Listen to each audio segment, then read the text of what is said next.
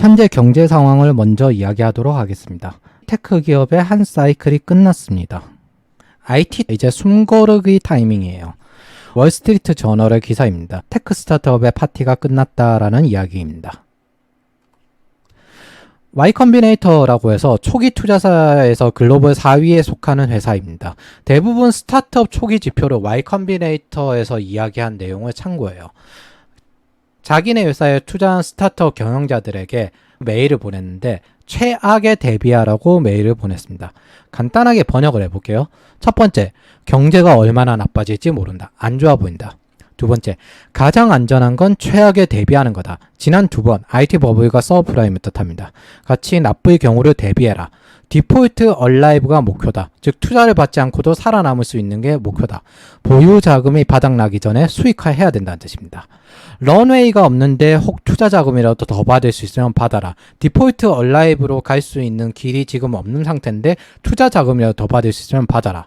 어빌리티 오브 펀드레이즈와 무관하게 네가 투자를 받을 수 있어도 너의 회사 24개월의 목표는 생존이 될 것이다. During economic downturn, 경기 침체 시기에 활발하게 투자 회의는 해도 투자 횟수는 줄 수밖에 없다.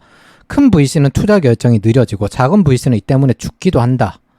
더 작은 밸류에이션과 사이즈가 될 것이고 투자 자금도 줄어들 것이다. 지난 5년 이내의 자금 조달은 정상적인 게 아니었다. 일곱 번째, 프리 프로덕트 마켓핏. 쉽게 말하면 제품을 출시는 했지만은 그걸 계속 변형시켜 나가면서 적합한 제품을 찾는 거예요. 이걸 못 찾았으면 다음 라운드는 기대하지 마라. 여덟 번째, change your plan. 6개월에서 12개월 자금 조달, 즉 추가 투자는 성공 가능성이 낮다. 그러니까 요금제 바꾸란 뜻입니다. 지금 현재 한국 빅테크 같은 경우에도 광고를 추가하고 있죠. 하이번, Y컴비네이터에서 제시한 지표 중에서 번레이트라는 개념이 있습니다. 돈을 태워서 새로운 사용자를 모집을 하고 다시 그 추가 투자를 받아서 돈을 태워서 새로운 사용자를 모집을 하고 그렇게 트래픽을 늘리는 방식이에요. 돈을 펑펑 써서 트래픽만 모으다가 많이 망했다. 그걸 기억해라. 지금 살아남는 것만으로도 시장 점유율을 가질 수 있다. 즉 이런 식으로 하지 말라는 겁니다. 지금 시점에서는. 열 번째, 경기 침체 중에 너의 스타트업을 구해라. 그 외에 할 말은 많은데 동영상 줄 테니 봐라.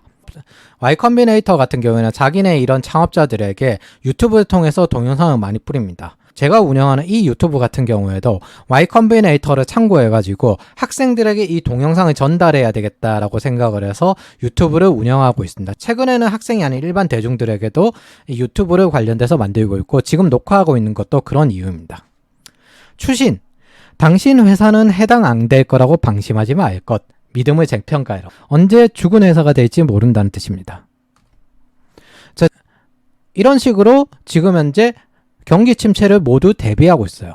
지금 현재 인플레이션을 점검을 해보면 대한민국 같은 경우는 5.4%입니다. 미국이나 유럽 같은 경우는 8%대이고요. 아르헨티나 같은 경우는 58%로 재앙 수준입니다. 사실 인플레이션이 위험하다 하는 정도가 8% 정도 되거든요. 인플레이션이 높다 하는 게 4%, 5%이고 위험하다 하는 게 8% 정도가 됩니다. 유로존 생산자 물가지수 같은 경우는 37% 정도 됩니다. 유럽 같은 경우는 세금이 높잖아요. 그래서 지원금을 지급해줘요. 세금으로. 그래서 물가를 낮춰줍니다. 근데 지금 생산자 물가가 어마어마하게 올라갔다는 건 세금이 그만큼 더 많이 들어간다는 거예요. 그것도 언제? 인플레이션으로 돈을 그 정도로 풀고 난 다음에 지금 세금이 이 정도로 들어가는 상태다. 한국 같은 경우는 똑같이 돈을 풀었죠. 그래서 해결책이 없으니까 뭘 하냐면 관세 부가세를 깎습니다. 돈을 풀어서 지원금으로 해결할 수가 없으니까 세금을 깎아버리는 거예요. 물가가 오르는 걸 멈추게 해야 되니까. 지금도 올라서 이 정도 상태입니다. 식당 밥값이 3,500원에서 5,000원이니까 대학생들이 더 이상 이걸 먹지 않아요. 대학생들 같은 경우에는 실제 가처분 소득이 낮은 편이잖아요. 식자재 값 상승으로 일제히 가격이 인상을 했습니다. 식자재 값 상승으로 대학 식당 값조차도 일제히 가격이 인상이 되었습니다.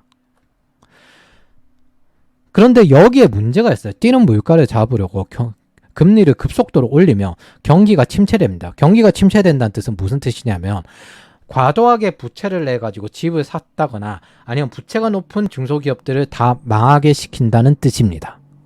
그래서 거기에 대한 딜레마가 생기거든요. 그런데 지금 이거 말고는 해결책이 없어요. 국가 총부채가 300% 넘어가면 경제가 꺾이기 때문에 팬데믹 시기에도 돈을 풀었을 때 300%가 안 넘게 풀었습니다. 미국이나 일본 같은 기축통화국은 제외를 하고요. 그런데 한국 같은 경우에는 2025년까지 국가 부채가 정해져 있어요. 사전에 많이 풀었었기 때문에. 이 배경이 뭐냐면은 MMT 론자들이 전 세계에 퍼졌거든요. 국가 부채 높아도 아무 상관이 없다. 물가가 상승 안 한다. 그런데 물가가 상승해 버렸잖아요. 그러니까 지금 이야기가 쏙 들어갔습니다. 이 책임 아무도 안 지고 있어요. 미국 같은 경우 주 2의 매열로 생계를 유지하고 있습니다. 그런데 이분 연봉이 6천만 원입니다. 내가 아이들을 키우기 위해서 혈장까지 팔아야 하는 처지에 놓일 줄은 몰랐다. 근데 단백질 부족 때문에 지금 매열도 못하는 상태래요. 그래서 여러분 경제학을 모르시는 분들 입장에서는 연봉이 6천만 원인데 어떻게 저렇게 피까지 팔아야 될 정도냐 라고 이해가 안 될 수가 있는데 미국은 평균 임금이 1억 2천만 정도가 됩니다. 평균 50%가 이 정도가 된다는 뜻이에요.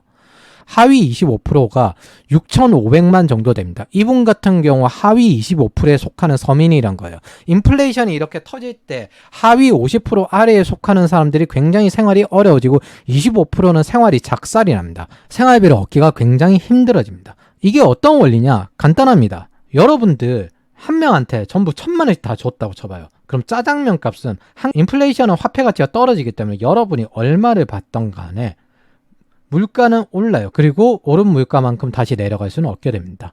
그걸 대응하기 위해서 여러 가지 세금이나 부담을 떠안았기 때문에 여러분들이 실물 경기가 늦게 오는 거예요.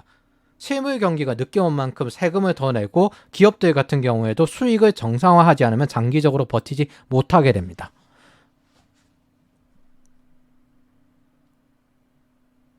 이게 집단을 위해서 의도적으로 어느 정도 부담을 감수한 거예요. 기업이랑 정부가.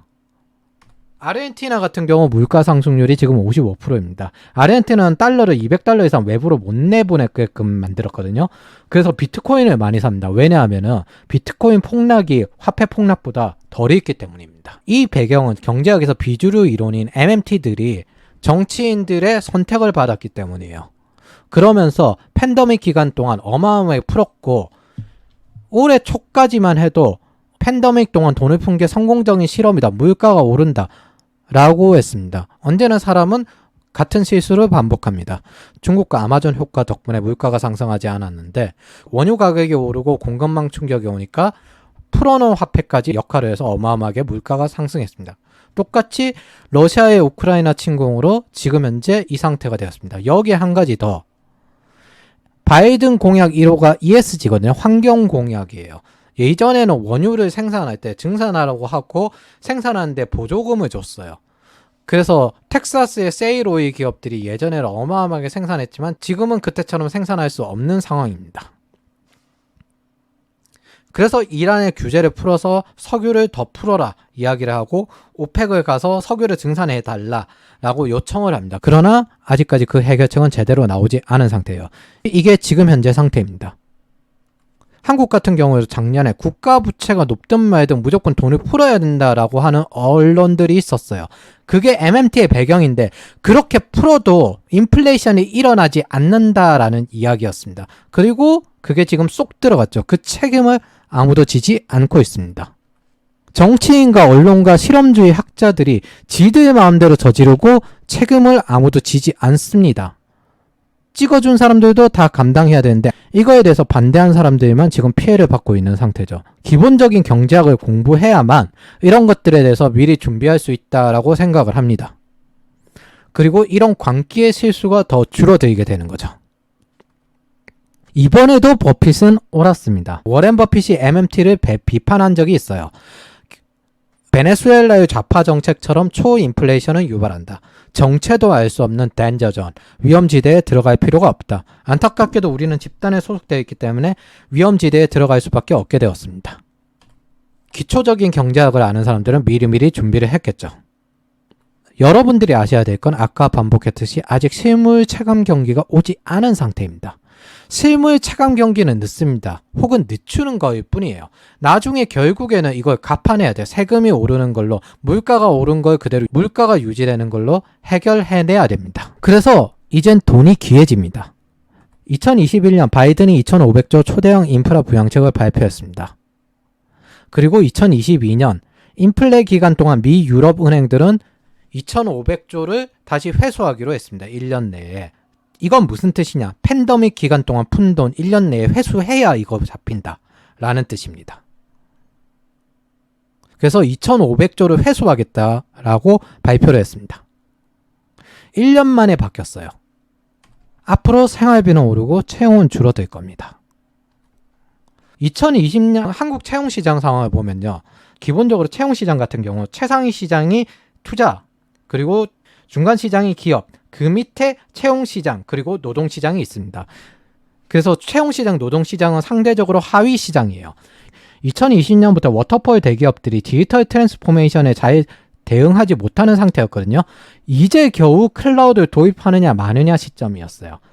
그래서 변화가 느리니까 어떻게든 변화를 해야 되겠다 해서 공채는 폐지되고 수시 채용으로 전환이 되었습니다. 그리고 이 수시 채용은 당연히 대부분 경력직 채용이죠. C레벨이 되기 전에 시니어들이 경험하는 장교 단계 정도라고 생각을 하시면 될 것 같습니다. 그 빈자리를 스타트업이 채웠습니다. 선수들만 속해 있는 초기 스타트업 같은 경우에는 장군들급이고요. 어느 정도 큰 회사는 사관학교 역할을 해서 신입들에게 기회를 주기 시작했어요. 그게 지금 현재 채용의 배경입니다. 그 배경은 VC 투자가 있었기 때문에 가능한 거고, 사실 미국 VC가 투자를 하고 미국 기업 내에 스타트업 투자가 많이 늘어났을 때 외국으로 눈을 돌립니다. 지금은 글로벌 투자 시장 같은 경우에는 미국의 콩고물이에요. 그래서 한국에도 스타트업이 해외 VC 투자가 많습니다. 그러나 2009년처럼 IT 스타트업 채용도 줄어들게 될 수밖에 없을 겁니다. 미국 VC가 투자가 얼어붙으면은 기업들 같은 경우에도 얼어붙어요.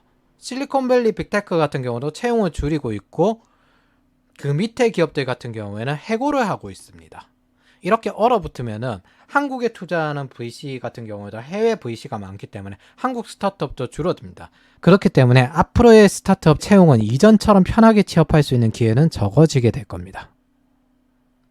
언제까지? 미국의 VC 투자가 풀리는 2년에서 3년 정도 생각을 할 수가 있습니다. 근데 이게 콩고물을 받아야 되기 때문에, 이건 무슨 뜻이냐? 미국의 스타트업 시장이 먼저 커져야 되기 때문에 여차하면은 4년에서 5년이 될 수도 있어요. 미국의 스타트업 시장이 커져가지고 이제 외국으로까지 눈을 돌릴 정도 수준이 되어야 되기 때문에 2년에서 3년 정도 더 늦어질 수가 있어요. 즉 이건 총 한국까지 생각하면 4년에서 5년 정도가 될 수가 있다는 뜻입니다. 그래서 지금은 글로벌 커리어를 목표로 영어까지 시작할 때 같이 공부를 시키고 있습니다. 여러분들이 하셔야 될 건 최대한 빨리 취업해야 됩니다. 전직이나 이직도 최대한 빨리 하셔야 됩니다. 반면 자본 잠식된 스타트업은 위험합니다. 디폴트 데드 오어 얼라이브로 갈릴 겁니다. 살아남는 얼라이브 기업들은 크게 될 거예요. 뛰어난 기업만 뛰어난 인재를 뽑아서 살아남을 겁니다. 이전처럼 무작정 번라이트를 돌릴 수가 없기 때문에 선수급들만 확보하고 나머지 뛰어난 신입급들만 남을 겁니다. 여기서 여러분들이 경영에 대해서 아셔야 될 거는, 선수급들은 연봉을 10억을 받아도 회사의 공헌이익이 남아요. 대신에 리스크를 감수하고 지분을 받는 거죠. 그런데 신입들은 보통 손해거나, 컨설팅 기업의 신입들은 세금 떼고 남는 것만큼 연봉을 받습니다. 그러면 대신에 단점이 성장이 느려져요. 그래서 기본적으로 스타트업을 키울 때는 선수급들만 키우는 게 좀 더 이익입니다. 단지 회사가 규모가 커지고 난 다음에는 신입을 채용해서 자기들만의 회사 사업에 맞는 최적화된 신입을 키울 필요가 있기 때문에 네카라쿠베의 채용 방식이 좀 다른 거예요.